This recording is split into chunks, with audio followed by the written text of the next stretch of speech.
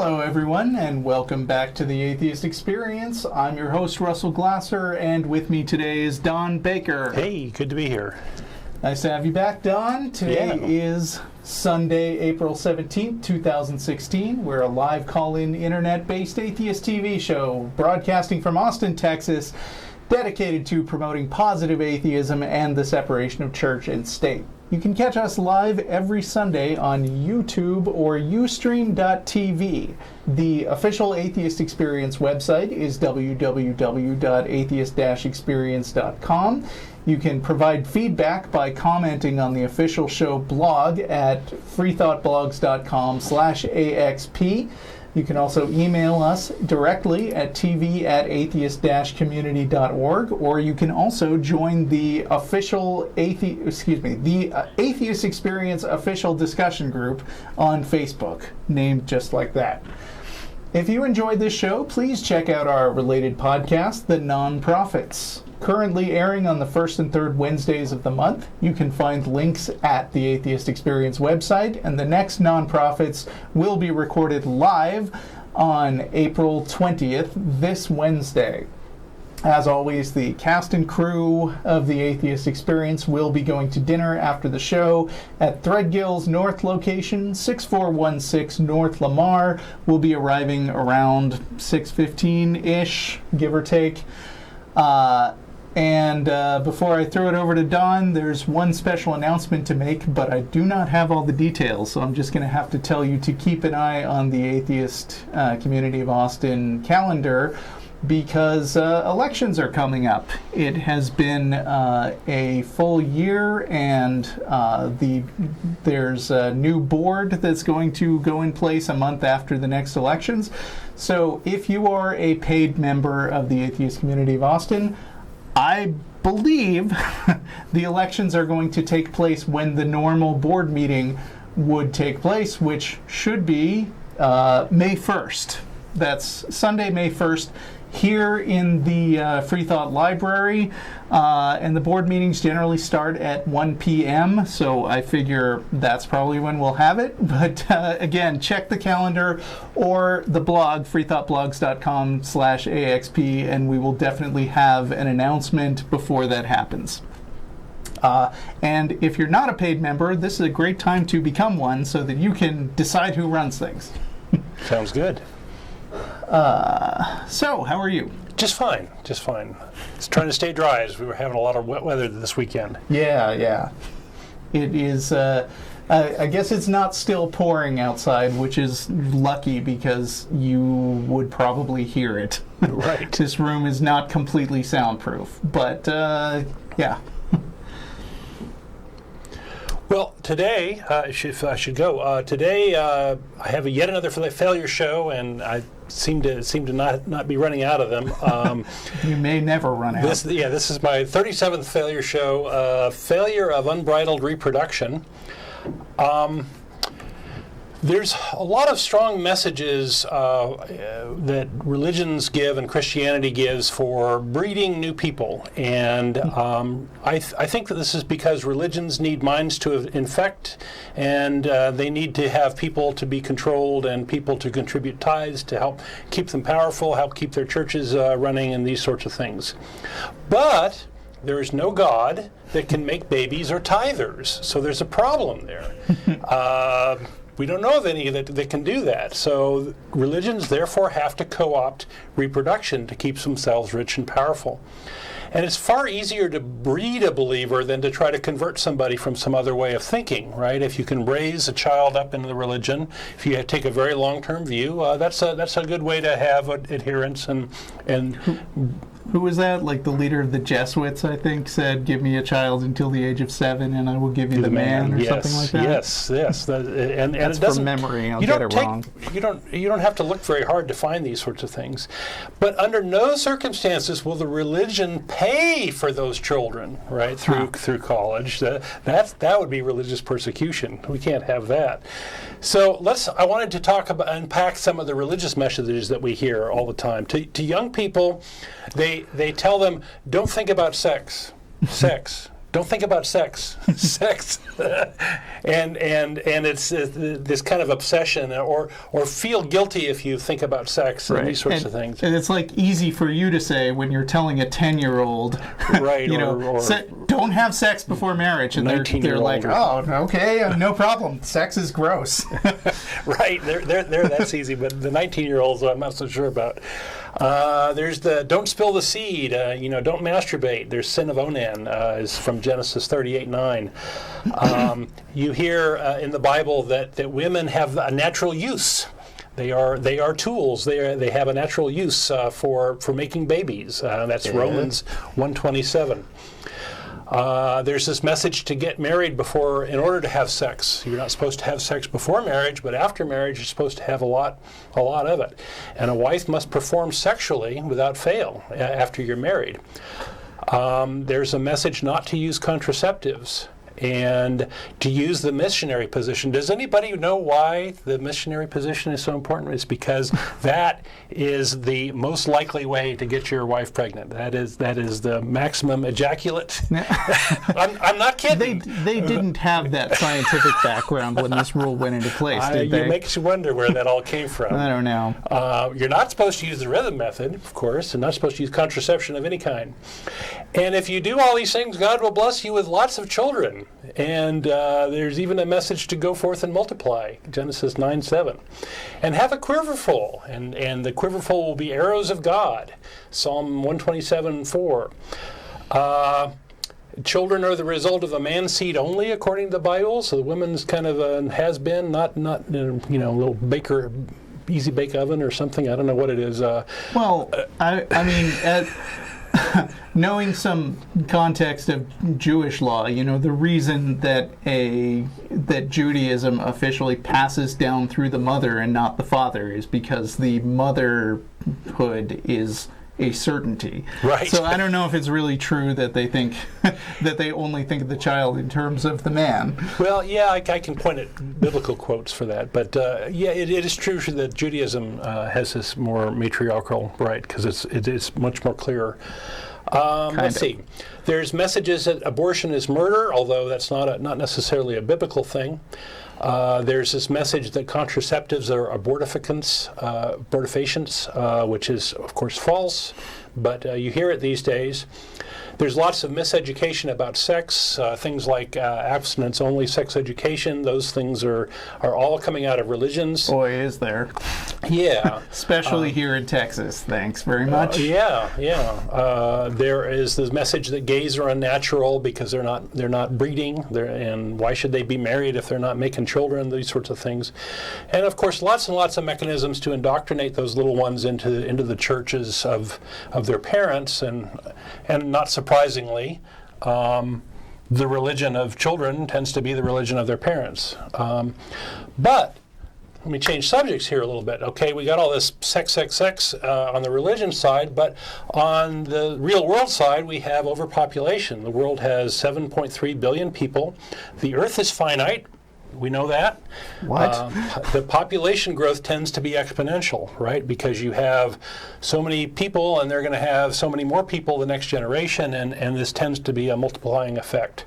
And so you can do the math here that a finite Earth and exponential growth is going to lead to some problems. And what are those problems? Well, you're going to get famine because you're going to run out of food. You're going to get plagues because there's too many people. You're going to get war over resources, especially. You're going to have environmental disasters, and you're going to have extinction of various species. And this is just scratching the surface. Yeah, and this isn't like predicting the future or some kind of prophecy. You can actually see this on a smaller scale in like specific regions that get overpopulated. Sure. I think. Sure. In the 90s when there was this big, terrifying genocide in Rwanda. A lot of that had to do with the fact that the population was just growing unchecked. Mm-hmm. And people didn't have enough resources to go around, and they wound up sort of using this very weird racism against people, even though they looked the same as each other, to justify wiping out large groups of population. Yeah, and you get all sorts of stuff like that, and none of these things that I've listed are good. Right? They're horrible. They're all tragedies, and none of them is better than controlling the population to begin with. Right? So that is the way to do it, is to control the population. But of course, that's not what religions want. So in many moral problems, right? So we got the population, but there's all sorts of other fallout that. When you have other moral problems that have population at their core, like things like hunger. The hunger in the world, if we had fewer people, we'd probably have more food. Having enough shelter, having prosperity versus theft and corruption, having clean air, water, and the environment. These are all population things, right? The global warming is a population thing. Having good longevity, having low infant mortality, and these sorts of things are all related to the population. Health issues and war issues are all related to the population.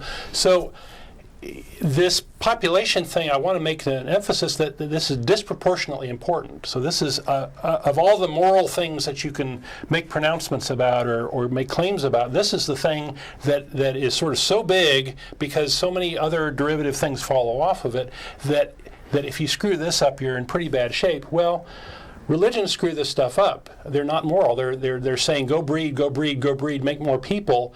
And so the religions, and Christianity especially, are the problem. They're not the solution. And they will never release control of breeding more believers because that's how the religion advances itself at the expense of everybody else in the world. And so if religions are getting the big moral question wrong, what makes you think that they have any special claim of moral virtue? It's they're just screwed up, and so they only seem to care about advancing themselves, and to hell with everything else.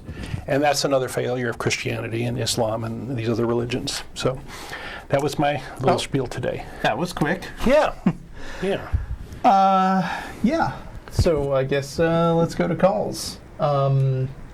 Looks like Danny in Las Vegas. Hi, how you doing? Good, how are you? Good. I had a question. I'm a long-time listener. I'm a little nervous, but I wanted to know what your opinion was. You have so many people in the world, and most of them believe in some sort of higher power. I find it really curious, and I don't know if you addressed this on the show before, but I wanted to know what your opinion on that was. There's a variety of things. I think one of the biggest ones is there is historically a whole lot of social pressure to be religious. I know that a lot of people like to say that religion sprung up independently all over the world, but I mean, really, religion is a very big blanket term, and there are a lot of different things that that people believed in, like Chinese people believing in ancestor worship, and monotheism is actually a relatively late comer to this game. So you can't even say that believing in a god is some kind of universal constant. If you were to raise a kid in a vacuum, it might be interesting to see if he'd come up with gods or monotheism or nothing, but you can't really do that. Right. No, I understand that concept. Okay, I just wanted to get your take on that because it just seems curious to me. At some point, I was a believer and I'm no longer a believer, but I landed up somewhere along possible maybe deism. Okay. I'm not entirely sure at this point, but it just feels like something is out there and I can't quite explain it, and I don't know. I guess that's where I'm at. Okay. There's a lot of speculation, a lot of research, and a lot of different books on, why is there religions and why do they have the features that they have. One that I like is Pascal Boyer's. What was it? Religion Explained? What was the name of his book? Do you remember? I don't know it. Sorry. Yeah. Okay. All right. So that one's maybe worth looking at. Right. Vic Stenger also write a book. Here we are trying to recommend books that we can't remember. That's okay. If Matt was there, he'd probably blast my logic and everything. If I were that's you, cool. I mean, like, I don't have any books to strongly recommend, but I'd just look up anthropological origins of religion. I think anthropology is the branch of science that studies how the hell people behave, right? Right. Okay.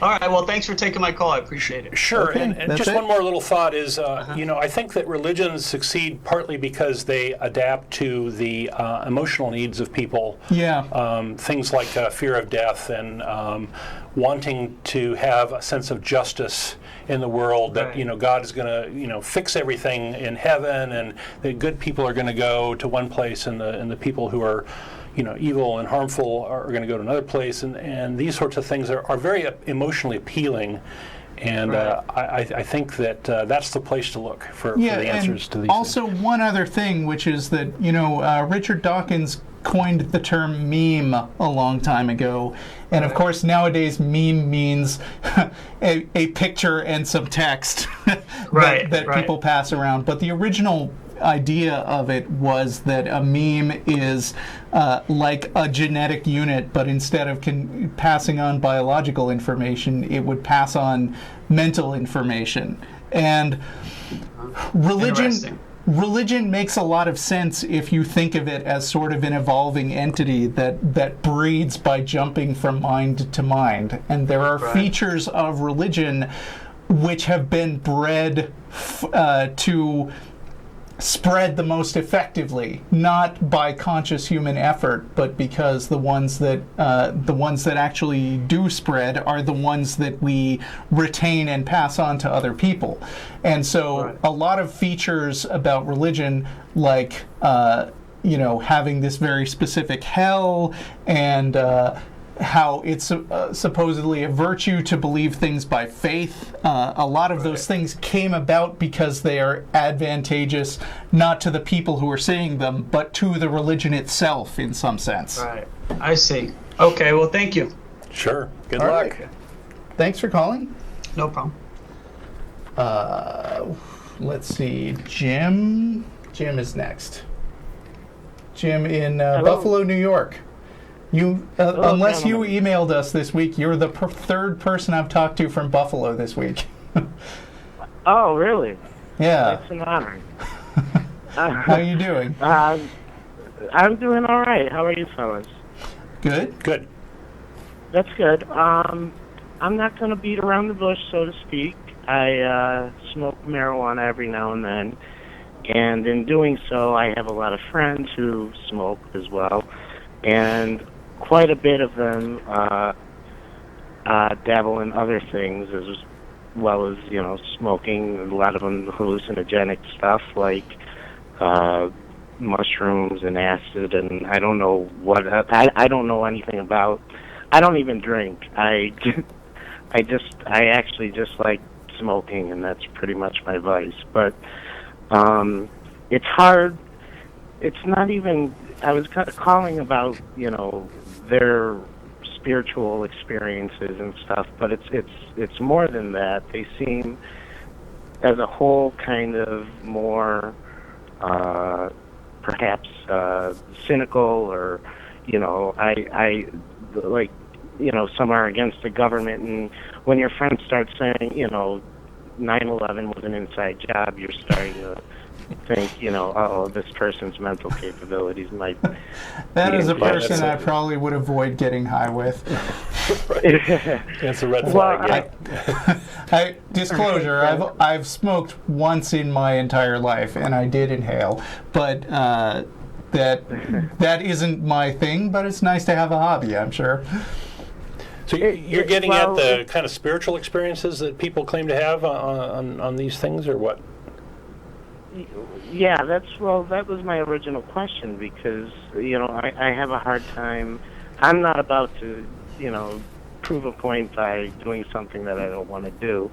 And I've found what I like, and that's what I'm sticking to. But I was wondering if there was perhaps any books or anything that on spirituality, or I thought that I read something somewhere about there being not the God gene, but the God chemical or something along those lines. Yeah, there's like a God part of the brain, allegedly. Yeah, Right. and people have come at this different ways. Like you can give a kind of transcendent magical experience through magnets. Apparently, How do they work? how do they work? And drugs and these sorts of things. And so, at the end of the day, we're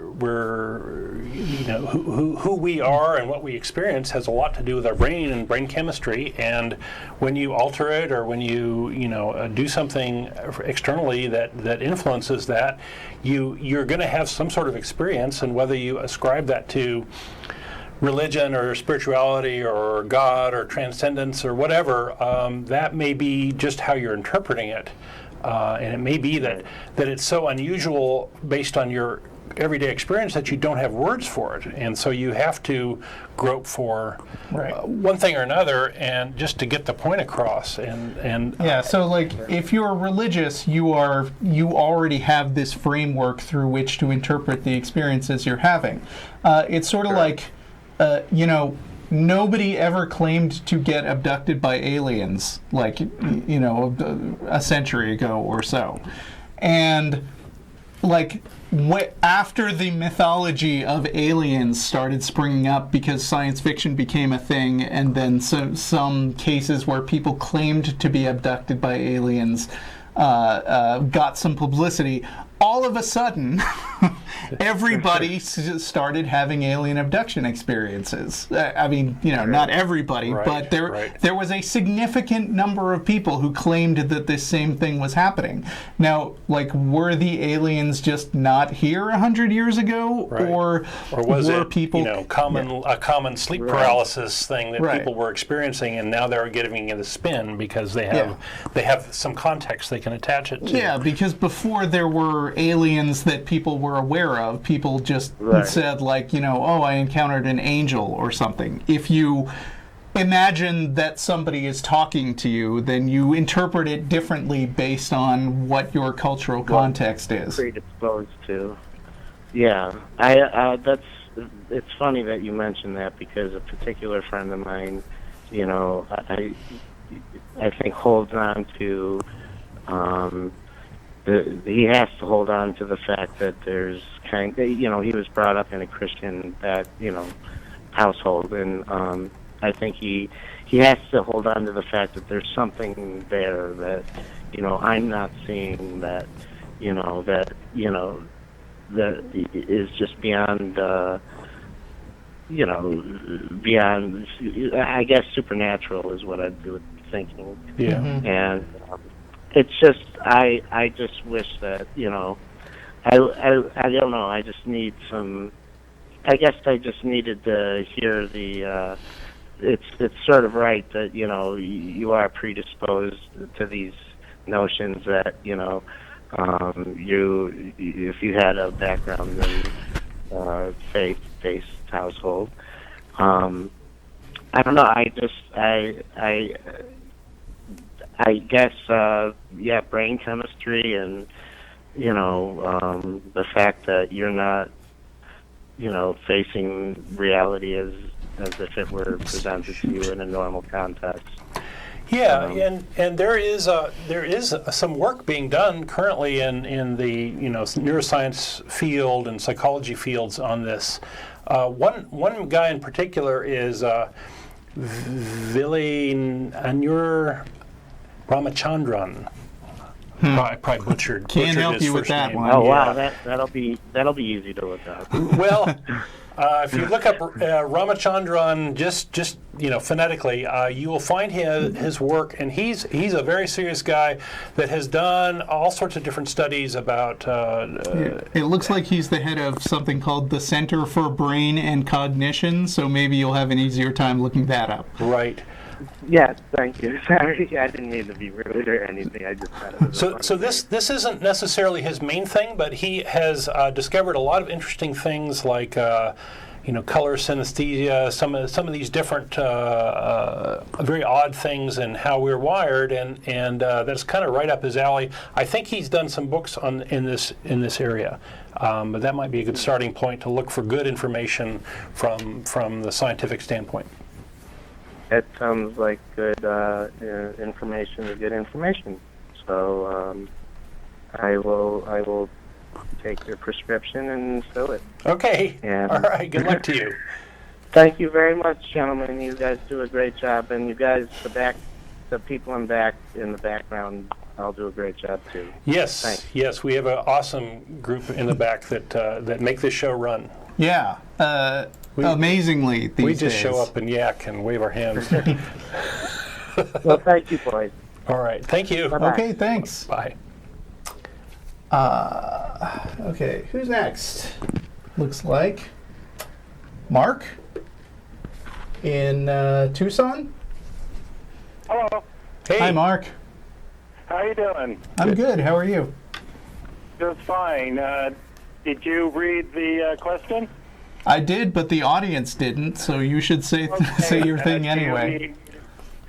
A lot of people worry about death and dying and what happens to them after death, and religions definitely take advantage of that.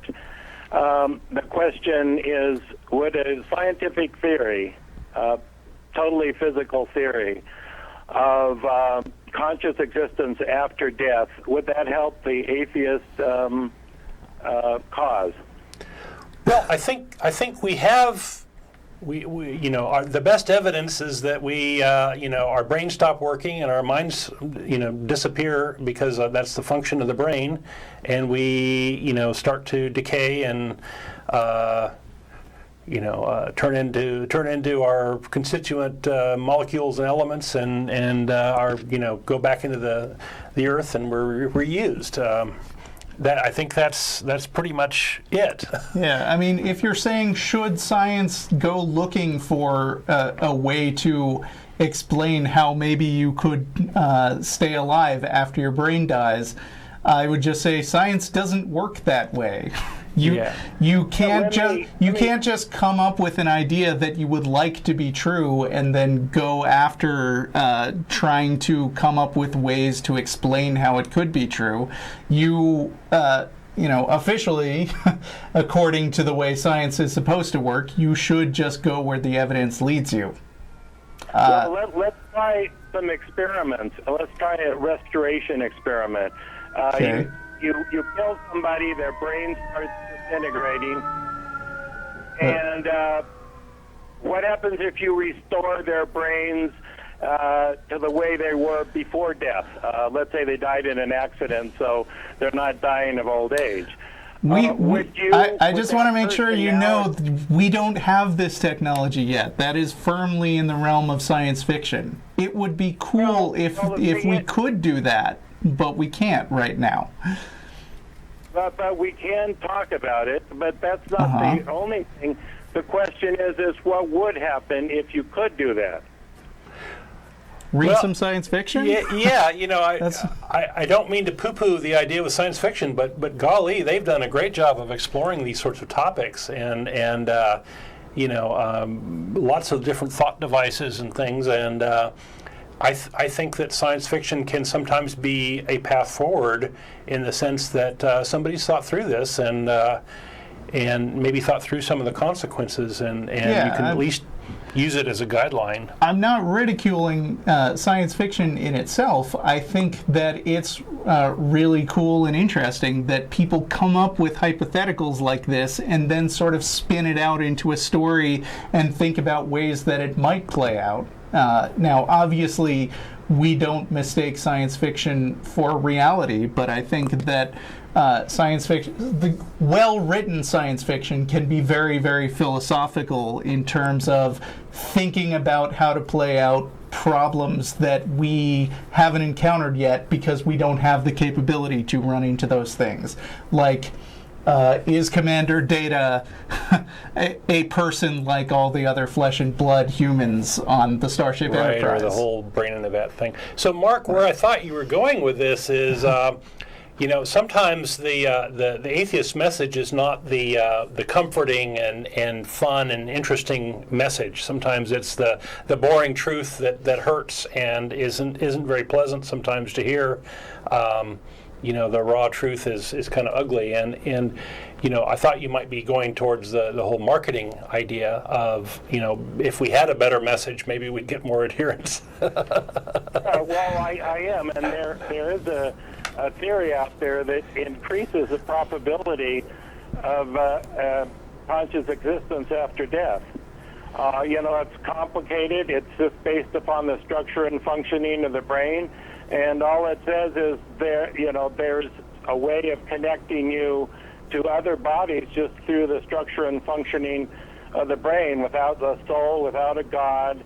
In other words, if you duplicated the structure and functioning of your brain when you're 5 years old, it should produce the same consciousness that was produced at 5 years old, and it probably would also produce you experiencing that consciousness. There are a number of different arguments, showing that when you go the opposite direction, you end up with supernatural type of ideas. Yeah. Anything that is not duplicatable is not really natural. I've heard scientists say this. So if your brain structure and functioning is not duplicatable, it maybe is approximatable. And in that case, is your consciousness approximatable? And secondly, who's the one that's going to experience that consciousness? Is it going to be you or someone else? And why would it be someone else when the first time it was you that again, it? It would be cool if we could do that. And it would lead to it leads to some fascinating stories to think about hypothetically if that was true. But we don't make up answers that sound appealing just to lure people in. We leave that to the other guys. Yeah, and I think it's far enough off in the future that getting too serious about it is maybe premature. We have a lot of other ethical issues that maybe need more immediate attention, things like our environment and these sorts of things that, this sort of technology might be 50, 100 years off yet. Right. So what you're saying is giving people the possibility of a future life and have it scientifically and physically possible is not going to help the atheists. No, I'm saying wishing that we had those things is not going to make them happen, but we should support scientific research into that stuff because it would be cool. Yeah, sounds interesting. Yep.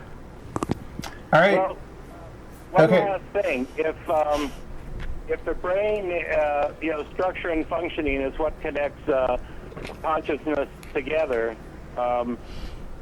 shouldn't we then study all the possible ways the brain can function and be structured? Yes, and then we try to should. figure out all the different consciousnesses that it can produce, and then also figure out who. Yeah, it's just a very hard problem. Right. Different Yes, consciousnesses. I agree. Support scientific research into neuroscience, basically. Right. And I hope that we will get there someday. Okay. If Nice there's a talking to you. possibility of it, See ya. Charles in Toronto. Hello? Hello. Hello, hi. Hi, Charles. Hi. Is this Charles? Yeah, speaking. Hi. You're on the air. On the Atheist I'm here. Experience. Welcome. You might want to check if your stream is still running and playing the show back at you, because if you don't turn that off, there's going to be a delay between when you hear me and when you can answer. So just talk on the phone. Okay then. So what's on your mind today? Okay. I was born in Africa, in Cameroon. So and then I came to Toronto a couple of I've been here in Toronto now in Canada for almost 20 years. But while I was in Cameroon, my parents were Muslim and Christians. So I learned both the religion, but I didn't believe in it because I used to ask a lot of questions. That's usually a bad sign. Yeah. I used to ask a lot of questions, and I used to get punished for that. Yeah. But when I came to Canada here, that's when I decided to come out like an atheist. Oh, well. Hardcore atheist. Good. All right. Because, Welcome. thank you. So, and there's no way that I can go back because I've read the ancient books compared with modern religion, and I read the crap in Islam and in the Quran. I read all the craps in the Bible, and I used to go to a Catholic school, so I knew most of the stuff there. So anyway, but now because of my decision, like my dad just took me out from the family inheritance. So I say, I don't care about that. Yeah, like I can't go back to that way of believing, thinking. And then the worst one is that because my mom just called me and they say disown me, but I don't want to lose my mom. So what should I do? My advice to you is to do what you can to keep the communication channels open, and if you're talking about anything at all, that's good. And I think that people will realize that you're still the same person, and maybe you're a better version of who you were as you matured and grown and realized your beliefs, and even that may be enough. I think that women tend to be better communicators, I think, than men as far as keeping relationships going. So, you might have better luck with your mother. So I would continue to keep in touch with her, even if they disown you or whatever. Keep the communication channels open, and you don't necessarily need to convince them, but I think that you ought to stand your ground and say, hey, I'm not a bad person because I don't believe this anymore. You've found a different path that you think you can justify and that works for you, and they should be happy for you. Yeah. I mean, the thing is, you and your mom are two separate people, and for one reason or another, people don't always continue to get along with each other, even if they're family. If you want a relationship with your mom and she doesn't want a relationship with you, there's not necessarily anything you can do. But most likely, and I hope it'll cheer you up if I say that for the vast majority of atheists who had communication problems with their parents after they came out, most of them went back to having some kind of relationship with them eventually. And, often what it will take is basically agreeing to disagree and just saying, look, Mom, I love you. I know you hate my atheism. Let's just talk about other things and not that. And if she can't communicate with you at all, that's on her, and it's not your fault. Okay. Yeah, don't accept blame for this. This is the religion doing this. Right. Yeah, I just made up my mind. No way, no how, I can't go back. Totally nonsense. Before, I was a little bit scared. I was worried. I said, what am I doing? I'm going to burn on hell. All these things I got scared when I was a little kid. So it was still affecting me when I was even an adult. So it took me a lot of courage, a lot of nerves, and then after I crossed that line, I become so strong. Well, you're very courageous, right? Yeah. I'm not interested in my father's wealth. I was not brought up that way, and I'm very independent. Yeah. Another question again I want to ask Mark Delaonte. Yeah, he's not on today, but we can try to channel him or something. Yeah. I can ask you the question. Yeah. Okay. I hear you guys always say that there's not enough evidence to prove that the existence of God. Sure. Yeah. Yeah. Why do you guys always say that there's not enough evidence? At least there's some evidence. Well, like what? Like, because from me, I always tell people, I said there is no evidence to prove the existence of God. Like? But you guys always say there's not enough evidence to prove the existence of God. I don't know of any really strong evidence at all. I mean, there's this holy book that is supposedly, talks about God, but it's also supposedly written about God, so it's a big circle, right, of logic. Yeah. I mean, if you have watched the show for a while, and it sounds like you have, I'm sure you have already heard plenty of calls where people came on challenging this idea and saying, oh, I definitely have evidence of God. But I think most of the time the way those calls go is that, their best shot at providing some actual evidence doesn't wind up being very convincing, and they try to change the subject. No, because you guys say there's not enough evidence. At least there's a little bit of tiny evidence, because according to me, there's not even a small, slightest evidence. I always say there is not evidence for any God. But when you say there's not enough, at least there's some evidence. Well, you think we're being too generous? Maybe about 10%. 10%. Everything is man-made. Look at from the beginning, from the Bible, like from the beginning, the creation of the world, right to the end, right. Totally fabricated. Sure. It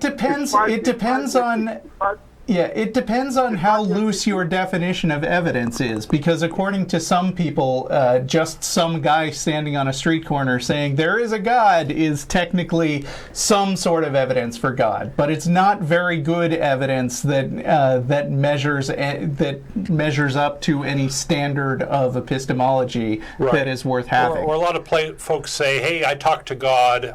Right. That works just fine for you, but doesn't work for me. Right, and then there's always, look at the trees. Yeah.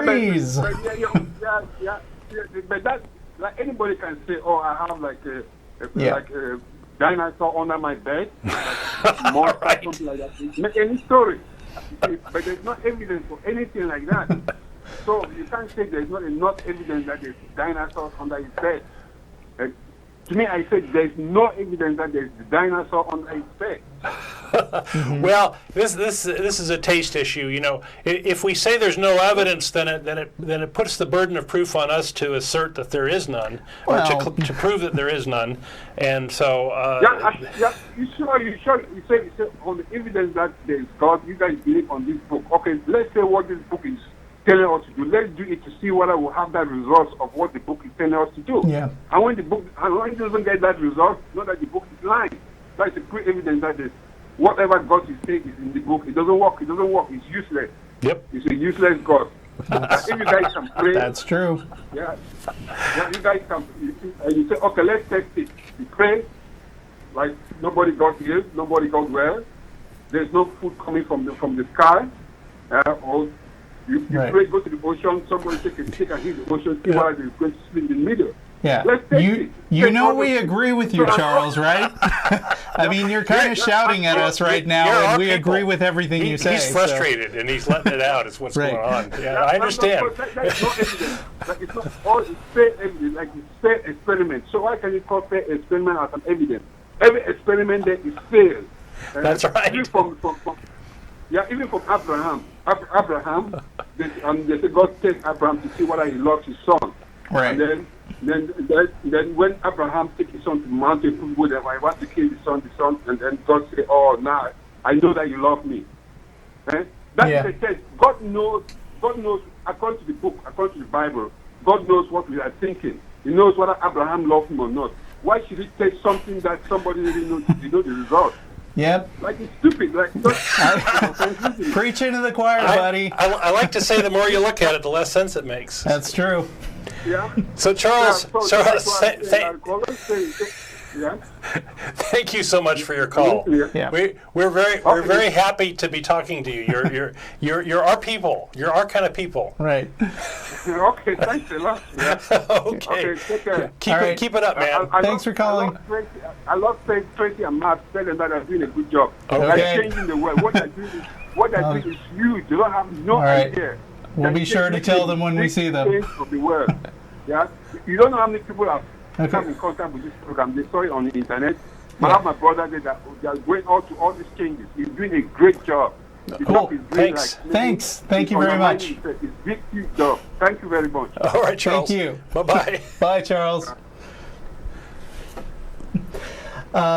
We have John in Bastrop, Texas.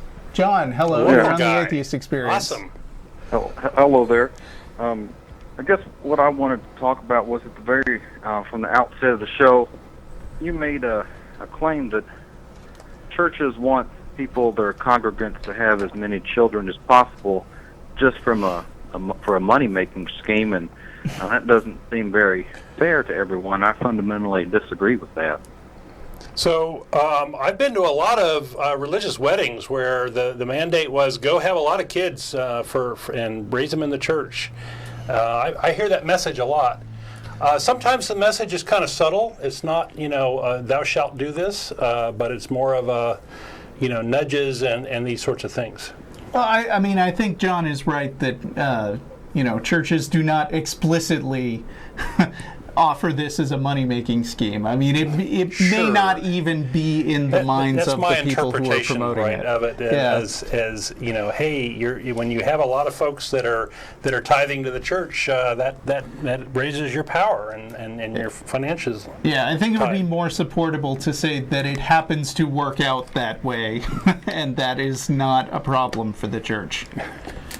Now, I can see why you would say that, but the Catholic Church, they don't look too fondly on contraception, and so that can definitely lead to having lots of kids, and it's been that way for my family with my wife. So you're a Catholic, right, John? Yes, sir. Are you married? Yes, sir. How do you feel about the contraception thing?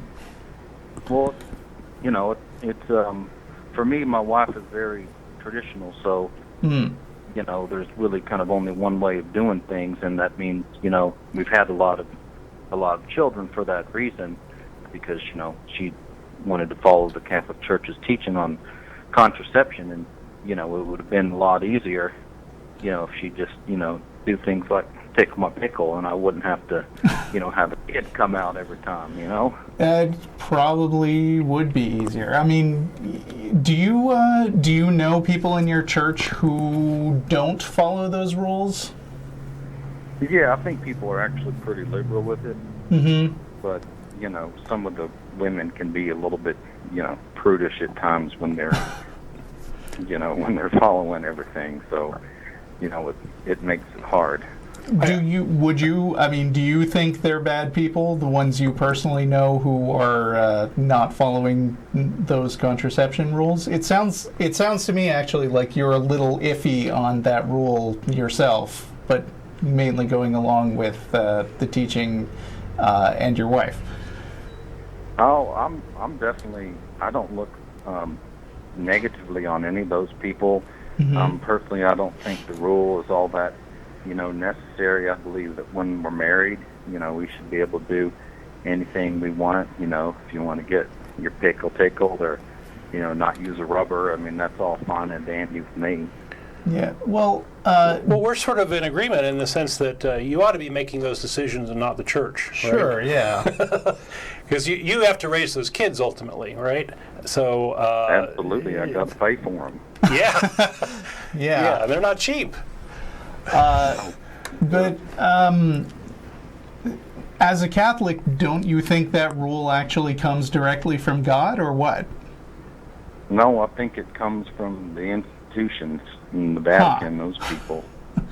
So I don't believe there's in the Bible, because there wasn't even, rubbers and stuff back then when it was written. They didn't even know about that stuff. Right. So, I know that a lot of people who are Christians but not Catholics, one of the problems that they have with the Catholic Church, and I'm not speaking for atheists here because we don't believe any of them, but I've heard a lot of Protestants rant about how, the church plays too big a power role, and that they're kind of taking over that responsibility from God, who ought to pass down all those rules.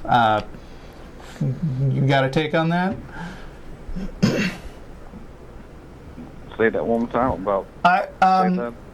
Do you think it's reasonable for like the institutions of the church to be able to pass down those decrees when you also think that the Bible or God didn't really say anything about that stuff? No, I don't think it's reasonable. Oh. I think man's sexual pleasure should be left to the marriage, and we should be able to do what we want. Well, there's the Catholic Church has sort of decided that they need to be the middleman here, and they need to interpret the Bible so that you don't misinterpret it and get the wrong answer, and that's kind of a central Catholic tenet. The Protestantism is more about each person interpreting them on their own. And of course, there's have a personal relationship with Jesus and so forth. Right, and this gives rise to hundreds or tens of thousands of Christian sects, S-E-C-T-S. Also sex. and so because there's all sorts of different interpretations. So at least one thing the Catholics have done pretty well is they've reined in the different chaos there as far as different interpretations and such. So yeah, they've kept that stuff under control. I mean, Catholics obviously all care who the Pope is, for instance. But if you're going to tell people what to do, you've got a little bit of a conflict of interest, right? Because you might end up telling them something that's going to benefit you as opposed to what you should be telling them. So that's one way to look at it. Yeah, and some of the people, I can't remember what the teachings are, but a lot of them are real opposed to oral sex, and that's something a lot of guys enjoy. Right, that's the it's spilling the great, seed right? thing, right? Women enjoy it too, and we should be able to do that freely. I'm with you. Neil Carter and Sarah Moorhead were on the show last week, and they were introducing a new blog called Removing the Fig Leaf, and it's a blog about sex and religion from a lot of different perspectives. I think they have, a dozen or more different writers to that blog. Is that just removing the fig leaf? Removing the fig leaf, and that might be something you might want to look at because they're exploring this very topic there, and they invite comments and these sorts of things, and that might be something for you to take a look at. It's not just from an atheist perspective, it's from a lot of different perspectives. It is not removingthefigleaf.com, but you can find it on the Patheos blog network or Facebook, it looks like. Yeah, if you type that into Google, you'll find it real quick. But all right. I don't know. I'm interested in this topic because maybe Don was a little unfair in saying that that the church tells you right? that the church tells you to have a lot of kids so they can make money. But you also agree that it is pretty much the church coming up with their own rules and not biblical in any way. So I'm wondering if you had more so the Catholic Church. Right. If you had to speculate, why do you think the Catholic Church has those kind of rules? I don't know. I guess maybe I could see your point a little bit with the money thing, just because the Catholic Church is very big about taking money and bringing it to a central place. But I think it's really more about wanting to have bigger families of believers to spread the religion more than it is about the money. Right. I mean, which ultimately may translate into money, but also it goes back to something I was saying earlier, which is that religions are successful when they manage to acquire or recruit a whole lot of believers, and having a doctrine that says you should have very big families and you should you should raise them in an environment that reaffirms the religion. I'm not saying it's self-serving necessarily, but it's very convenient for the spread of that religion. Well, I just want the other people, that are coming up. My wife is, her womb is old, so she can't have kids anymore. But I want the younger generation to know that, rubbers are okay, and they don't have to, thumbs up on the rubber. Absolutely, we're all for good sex education and using those tools to the best you can. Yeah, I agree with you and not the Pope. And I hope that down in Bastrop they are at least appropriately educating kids about what possible methods are out there. I don't have a lot of optimism that they are, but it would be good if they did. Yeah. All righty. Well, y'all, thank you, and happy rubbers and. Okay. It's good talking to you, John. Thank you, John. We appreciate your call. Just remember, I'm sure you're very firm in your belief in God over there, but just remember, it's pretty great to be an atheist who doesn't have to answer to those arbitrary power structures. Right. You can have the number of kids you want. Yeah. So, where are we going next? Al in Chicago. Hello. Hey, welcome. Hello. Thanks. Can you hear me? Yes. Yeah. How are you? All right. Hello, Russell and Don. Greetings from me and my girlfriend. We just love the show, and although we adore Matt and the others in the gang, we love it when Russell's hosting. And, thanks very much. Yeah, Russell's my favorite. Yeah. And Don, with all the failures of Christianity, it's like you got a million of them. Right. Right. Very happy. And if I fail, nobody notices because it's all, just a so small 37. thing, right? Got a ways to go. Okay. So what you got today? Well, I'm wondering, why do the leaders of so many of these Abrahamic faiths keep the whole homophobia thing going when they kind of don't have to? Like, they don't really think that the polyester thing or the shrimp is important and the other Levitical laws like slavery and adultery, they don't think that's a big deal for some reason. But they cling so hard to that homosexuality part. And I'm just wondering, what is the get for them? I've thought a lot about this. They come so hard?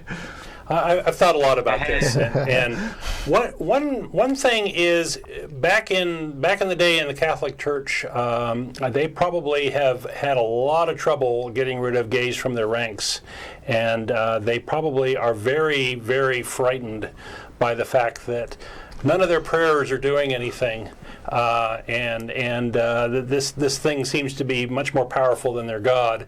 So that's got them quaking in their boots. But I think the more modern reason is that having an enemy makes you more powerful and makes you able to control people better. If you look at all the fundraising ploys that are being used for politicians or for various causes, having an enemy or having somebody that you're afraid of and you want to stir up fear, that's a great way to motivate people. And, it's kind of an ugly way to do it, I think. It's unnecessary, but it's effective. I agree with Don. I think it has a lot to do with tribalism. I think in smaller, older societies, it would help people prop up their power to say, all the people from this village are great, but all the people from the other village over there are scumbags. And as society has expanded to encompass more and more people, there are still markers that people use to hate other people. Obviously there's racism and so forth. But having different religions really provides a way to drive a wedge between people who aren't different from each other in any outwardly visible way. And I think that culturally it used to be more acceptable than it is now to just think, oh, gay people are gross. If you go on any internet comments section, you will certainly see what a lot of teenage boys think about gay people. When I was growing up in the 80s, people didn't think twice about using, loaded terms to, calling each other gay. And I think it has maybe been to the church's advantage to say, oh, hey, we're totally against this thing, which, by the way, you think is gross anyway. It's convenient, right? Having a common enemy, like Don said, does kind of support power structures if they are attracting a certain kind of people who want to hate those other people. For sure. And yeah, that's a good point. Like, it seems as if they just want to talk about the rules that keep people in this cootie stage. Like, drugs are bad, sex is bad. Right. Black and white thinking, right? Yeah. Right, which the Bible very much lends itself to, because all the moral rules are in terms of don't do this, and maybe we'll kill you if you do this. Right. And there's not a lot of nuance there, is what I'm saying. Yeah, you can't have that pesky nuance enlightening people too far, because then they might question everything else. So, Right. Yeah. That's really interesting. The other thing, one last thing, very quick. It's as though folks who keep these ideas going, I almost feel like if we can get them to see how slightly immature that thinking is, not the rules, but just like how much like a grown person in the faith like needs this father figure and needs these rules of punishments just to be a decent person. I think if we combat that part, it might start to unravel the other things. Well, that's a good point, because the religion is kind of a stunted sort of moral development, right? You're stuck in kind of the rules phase, and the rules are because I said so, not because you've thought through them in any meaningful way and you've weighed alternatives. The interesting ethical questions are when the rules that maybe we all agree on come into conflict with each other, which is very easy to have happen. How do you resolve that and these sorts of things? And that requires some deeper thinking. And so I think you're onto something there as far as having more conversations in that light, and maybe poo-pooing the idea of having hard and fast rules for these sorts of things is the way to go. So I welcome that sort of viewpoint. And I mean, I am all for slowly wiping out religion over time through education, not through force, not through legal means, but basically through convincing people that these little bits and pieces that don't really make any sense when you take a closer look at them, like, for instance, why the hell do we care what the church thinks about contraception? Wouldn't it be easier not to support all those babies? I think poking at those things here and there, and getting people to accept homosexuality as a legitimate identity, which I think we have made great progress in for decades. Those are all baby steps towards kind of undermining that foundation of people just accepting this stuff without question. And don't get me wrong, if the religions are true, I want them to be able to demonstrate it. I'm when I say get rid of religion over time, I just mean we should all work to converge on the thing that is most likely to be true. Yeah, bad ideas should be shunned and ridiculed and thrown out eventually. Yes. Well, that's pretty much all I got. Okay. Well, thanks for your call. Yeah, thanks. Appreciate it. Thank you. Take care. Bye. Bye. Bye.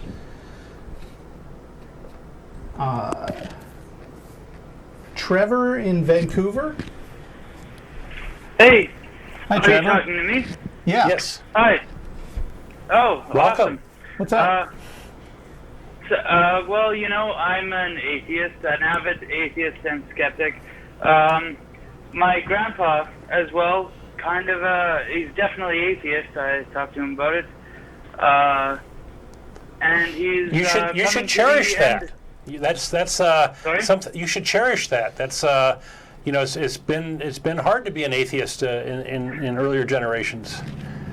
I mean, especially in this family, because the other side of that equation, very religious. But anyway, the reason why I called is that he's at the end of his life, and he's having a hard time dealing with it. He's been embracing all sorts of quack cures like peroxide and stuff like that, you know, and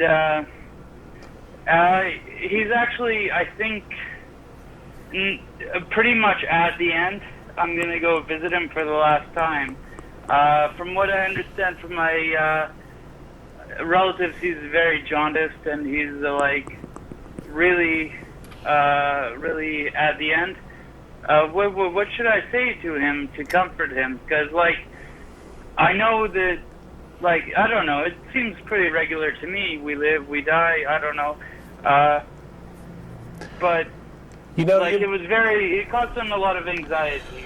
It seemed like that's what was wrapped up in all the things. Sure, and it's no fun to die, and if you're holding on to beliefs about an afterlife, even though you may have, think you've gotten rid of them, you might be afraid. There might be some fear.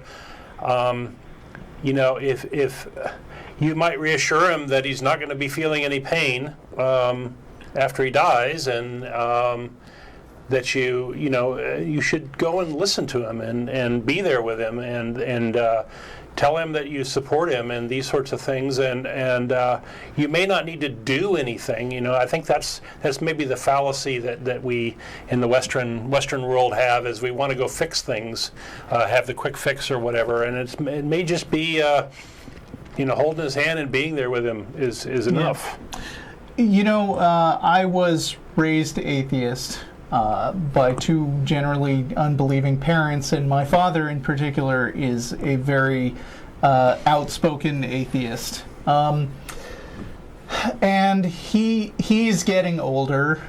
He is, well, I'll just say when his father was 10 years older than he is now, that's about when he died. And my father has a number of health problems, which it seems like he finds more frustrating than anything else, because, they keep coming, and they require a lot of work, which is both expensive and unpleasant to live through. And I love my father, and I will miss him a lot eventually. But he has a very, I think, healthy attitude towards the end of his life. He says, I've done a lot with my life. I've enjoyed what I've done. I have accomplished a lot of things. Nobody is ever going to accomplish everything that they wanted to in their lives.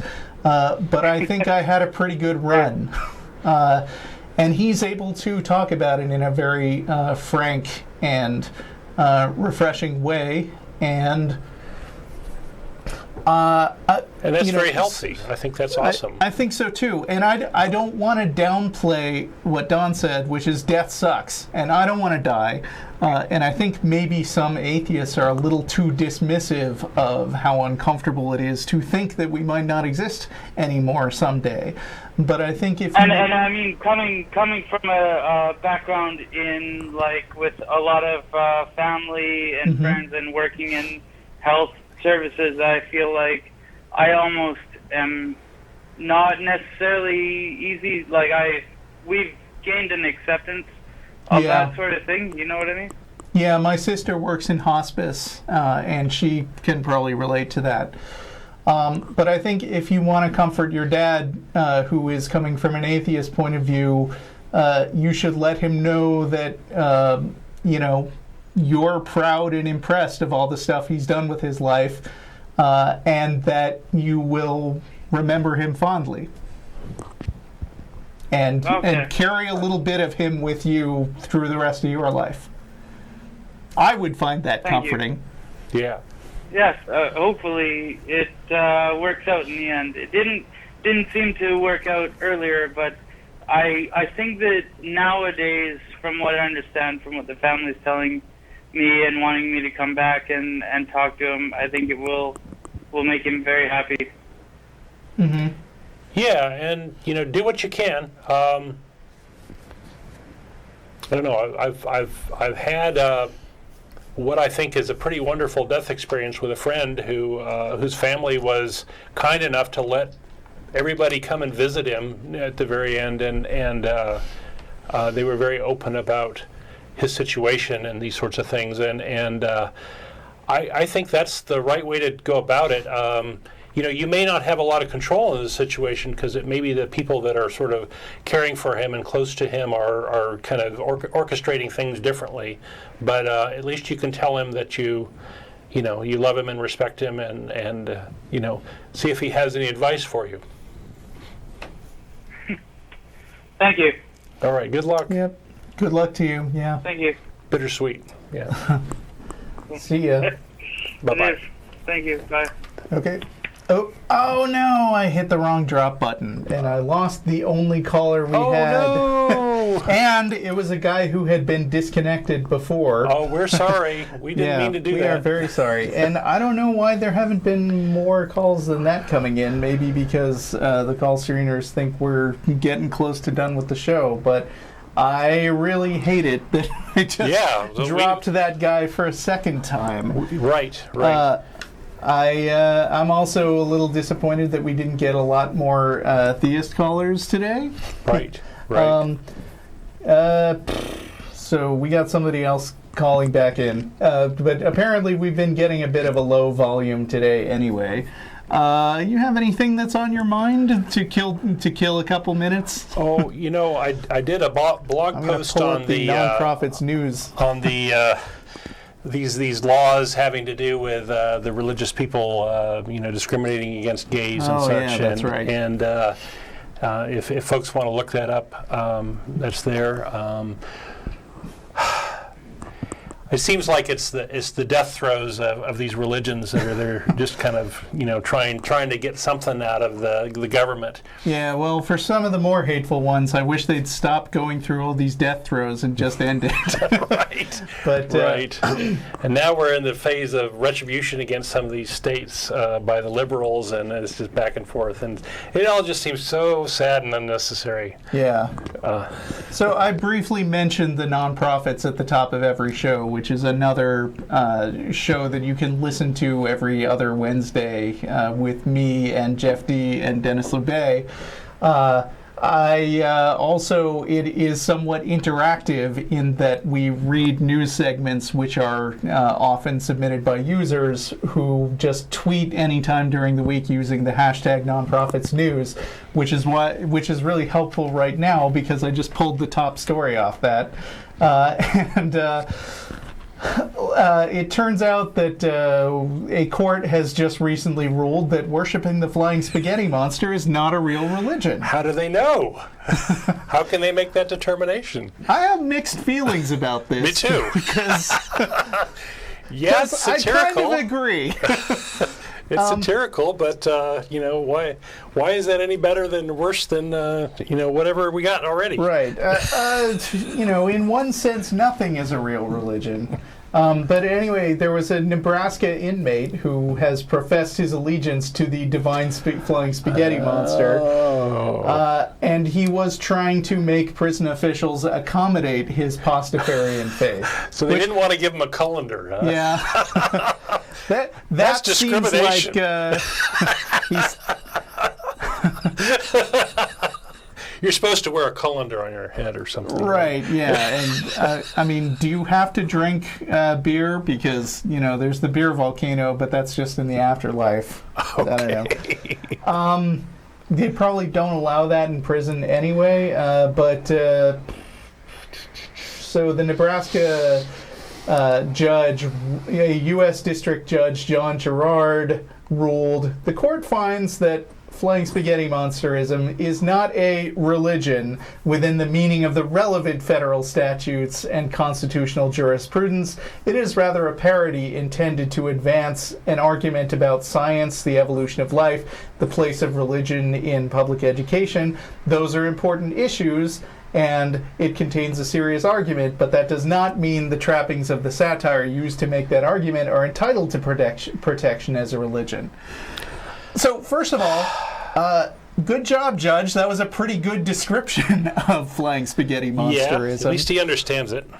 It was well said. And if I was explaining the flying spaghetti monster to people, I'd probably say something similar. I guess this kind of throws into sharp relief the kind of conflict of giving special treatment to views that people say are their deeply held religious beliefs when, we're atheists, we think they're all nonsense. And well, the Supreme Court in the Hobby Lobby decision said that, hey, we can't judge the validity of religious beliefs. That's true, they did. And that's precedent. That's kind of scary and truthful at the same time, right? Right. So what right does this guy have to say? Yeah. And Okay. I agree with you, but I also kind of don't always feel right about telling people bullshit in order to advance your argument. So like, I do not believe that this guy really believed in the flying spaghetti monster or worshipped him. And I agree with people who use the flying spaghetti monster to make that point. And to some extent, kind of the same thing with the Church of Satan. You know what I mean? Sure. But I personally don't like... Yeah. Hello, flying spaghetti monster.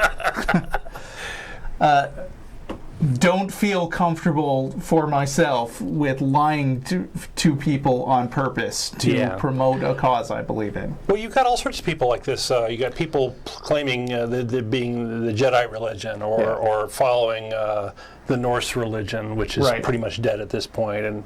And where do you draw the line? It's all very, very blurry in there, right? Anyway, we've got callers. All right. For real, Ralph, we hope you don't get disconnected this time from over there in Seattle. And I think maybe after this, the lines filled right up again after I said we ran out of callers, but I think maybe we're going to have time to take only one more after you. So what's on your mind? That's fine. I was just wondering, it occurred to me that human beings as infants are sort of programmed genetically to desire to need a caregiver. And I think that maybe that desire continues into adulthood, too, that people are more likely to want religion even as adults. Does that make any sense to you? Well, we're programmed to be, sponges as children, to learn from our parents and learn from the environment, and we're sort of susceptible to whatever programming comes our way in those formative years, and that's a good thing because parents generally want to tend to their children and teach them well and these sorts of things. But we also believe that there's somebody above us who will take care of us in hard times. Mm-hmm. Sure, that's a comforting idea, right? Yeah, I think you're right that is one of many reasons why people find religions appealing. I've never heard that discussed before. That we were sort of programmed to believe in a higher power to take care of us.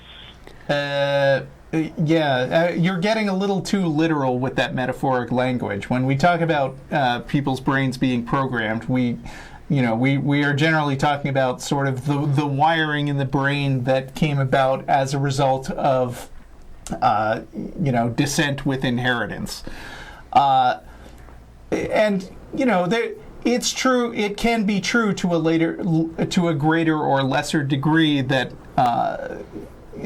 people's specific psychology is based on their brain chemistry, but also, in my opinion, a lot of people put a little too much stock into making up sort of just so stories about behavior and then saying, oh, this is explained by the way evolution programmed your brain. I'm not fine with this, so I can't really argue with that, but it occurred to me as a random thought I had that maybe we are susceptible to that desire. We are. Even a higher... Well, there's that, and there's a lot of desires, right? There's dealing with fear, there's dealing with powerlessness, when we don't have much control over our fate and our lives. it's very comforting to have this idea that, oh, well, there's this big guy looking out for me, or that I can appeal to and pray to, and he'll take care of me, and he'll give me just what I need, these sorts of things. And there's all these mechanisms. I think the caution is, it's not just one. It's dozens and dozens, and they all work together. It's pretty well designed, memeplex. Right. Well, we'll see. For my first 3 years of life, Yeah. That's all I wanted to say. All right. Okay. Thanks, Ralph. We appreciate thanks your for call. calling. Sorry about hanging up on you earlier. It was a mistake. Yeah. Yeah. Cool. Yeah, I mean, it is also a defensible position that people look to religion as an authority figure that they don't get to hang on to the parental relationship when they grow up. But I'm not a psychologist, so Yeah, or right. somebody that has all the answers. Yeah. So depending on how long this call goes, this may be our last one. We may get to one more, but I always want to talk to atheists in the Deep South because I have so much sympathy for them. Yes. Jerry in Mississippi, how you doing? Doing good. All hail the flying spaghetti monster. Yay! Yeah. I am being totally sincere. Meatballs for everybody. Okay, this is not what I called to talk again about. And let me just say hi to Don and hi to Russell. Hey. Hi. I love you guys, man. Okay. I love you too. Anyway, so I was going to college, and I was in a history class, and the teacher was like, there's all types of gods out there. There's even people who worship this flying spaghetti god. Mm-hmm. And I just busted out laughing, and everybody in the class was looking at me. I'm laughing hysterically, and I said, "That's not real, man. They just made that to troll you guys, man." Even if they never heard about that before, how could they not find that funny? I mean, the whole point of calling it the Flying Spaghetti Monster is it's hilarious. They called it a flying spaghetti god. What kind of humorless sticks in the mud do you guys breed over there in Mississippi? I'm not from here. Oh, okay. But, I'm actually originally from Louisiana. To all our Mississippi viewers, I love you two guys too. You're very brave. Right. I call it Mrs. Shitty. Yeah. Actually. But so I called in because my daughter, obviously, we're in Mississippi, so it's pretty religious. We've heard. Yes. So you guys know you're in the South, man, but. Yeah, well, I mean, technically we're in Texas, but really we're in Austin. So yeah, you're in a whole different place, man. You're in Austin. But so when you walk into my daughter's high school, there's a sign on the wall that says "Growing students academically, behaviorally, socially, and spiritually." Cringe. Yeah. Yeah, cringe. I had to take a picture of it and send it to my atheist friends. Like, yeah, this is what I got to deal with. But what do you guys think about that? I mean, is that a public school? Yeah, it is. Well, that's a clear violation of church and state, and the question is really, do you want to fight this battle or not? Is I think the question, and and there will be some fallout to your daughter, and that's one of the things. She's got to want to do that. I think if you're gonna go down that path. And yeah, you're exactly right, Don. I have discussed it with her, and because I there were some groups I thought about contacting, and I told her, I was thinking about contacting some of these groups, and like Freedom from Religion Foundation, which I'm a member of, and fine organization.